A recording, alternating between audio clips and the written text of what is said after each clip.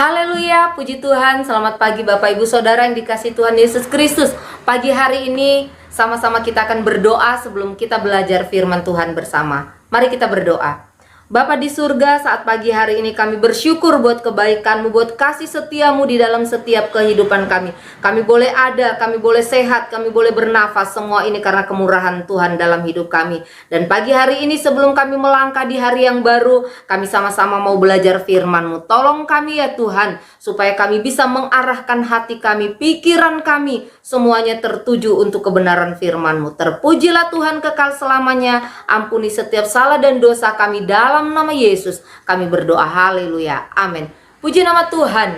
Mari kita akan sama-sama belajar firman Tuhan yang saya ambil dari Keluaran pasalnya yang kedua ayat 1 sampai ayatnya yang ke-10. Dan kita hanya akan membaca ayat 2 dan ayat 9. Keluaran 2 ayat 2, demikian firman Tuhan.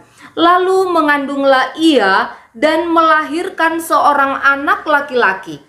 Ketika dilihatnya bahwa anak itu cantik, disembunyikannya 3 bulan lamanya. Ayat 9. Maka berkatalah putri Firaun kepada ibu itu, bawalah bayi ini dan susukanlah dia bagiku, maka aku akan memberi upah kepadamu. Kemudian perempuan itu mengambil bayi itu dan menyusuinya. Amin. Puji Tuhan.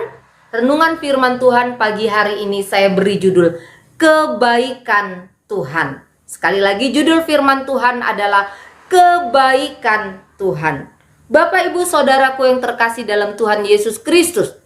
Tentunya bagi saya dan saudara, sebagai orang-orang percaya, kebaikan Tuhan, kasih setia Tuhan itu nyata. Ya, kasih setia Tuhan, kebaikan Tuhan itu selalu baru, selalu ada untuk saya dan saudara sebagai orang-orang percaya.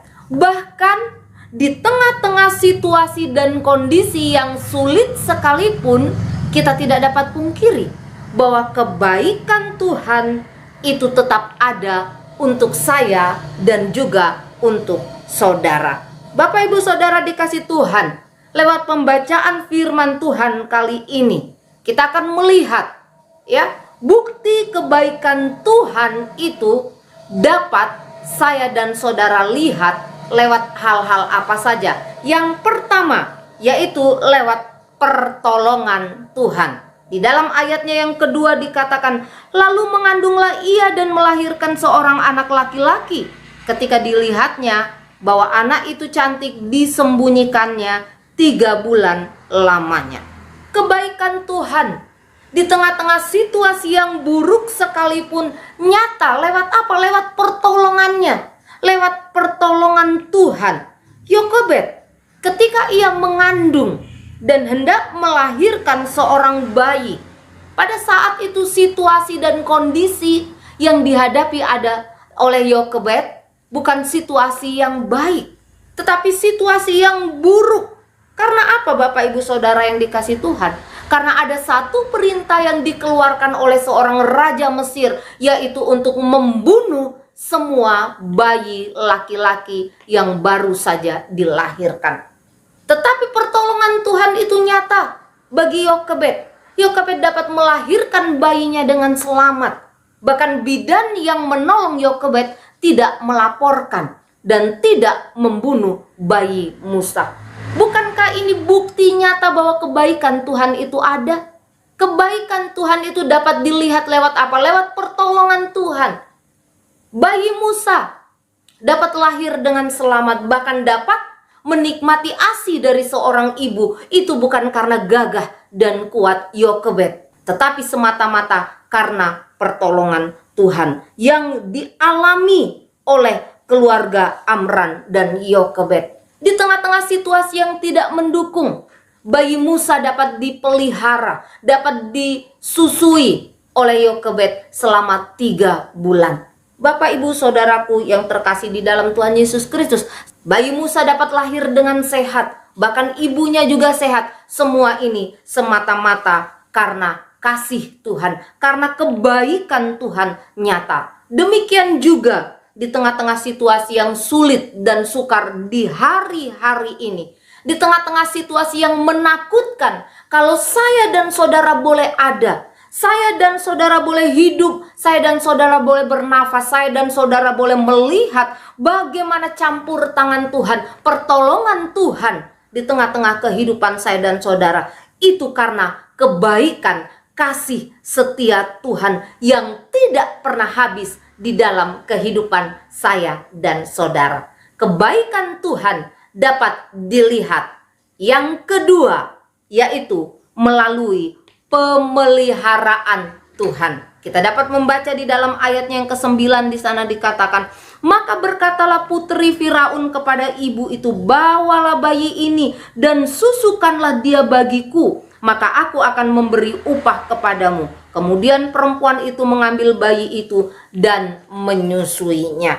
Bapak ibu saudara yang terkasih, Yokebed tidak hanya mengalami pertolongan Tuhan, tetapi Yokebed juga mengalami pemeliharaan Tuhan yang luar biasa. Tidak hanya bagi Yokebed, tetapi juga bagi bayi Musa yang dilahirkan oleh Yokebed. Ya, bayi Musa lahir dengan selamat. Kemudian bayi Musa dapat menikmati ASI seorang ibu. Bukankah ini bukti dari pemeliharaan Tuhan?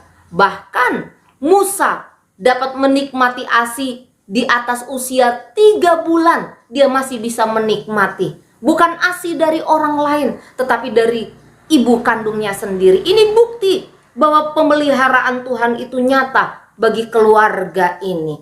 Tidak hanya itu, ibu Yokebed bisa menyusui Musa. Dia juga bisa menerima upah dari putri Firaun atas apa yang dikerjakannya. Sampai di situ pemeliharaan Tuhan berhenti? Tidak, Bapak Ibu Saudara yang dikasihi Tuhan Yesus Kristus. Tuhan memelihara dengan sempurna. Musa boleh tinggal di istana raja, mendapat pendidikan yang baik, bahkan dipersiapkan menjadi seorang pemimpin. Tidak kekurangan kasih sayang, tidak kekurangan secara materi, menunjukkan bahwa pemeliharaan Tuhan. Bukankah hal ini bukti dari kebaikan Tuhan, kasih setia Tuhan yang tidak pernah habis bagi keluarga ini? Demikian juga Bapak Ibu Saudara yang dikasihi Tuhan Yesus Kristus. Di tengah-tengah situasi yang sulit dan sukar, saya dan saudara boleh makan, ya. Saya dan saudara bisa menikmati berkat-berkat Tuhan.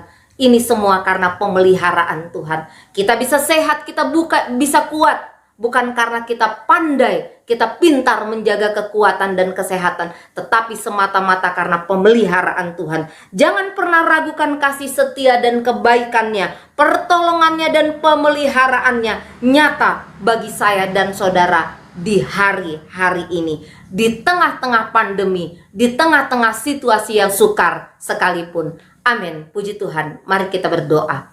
Terima kasih Tuhan buat firman-Mu yang mengingatkan kami bahwa kasih setia Tuhan, kebaikan Tuhan itu tidak pernah habis dalam hidup kami. Kasih setiamu dan kebaikan-Mu itu nyata, bisa kami lihat Tuhan melalui pertolongan-Mu, melalui pemeliharaan-Mu dari waktu ke waktu.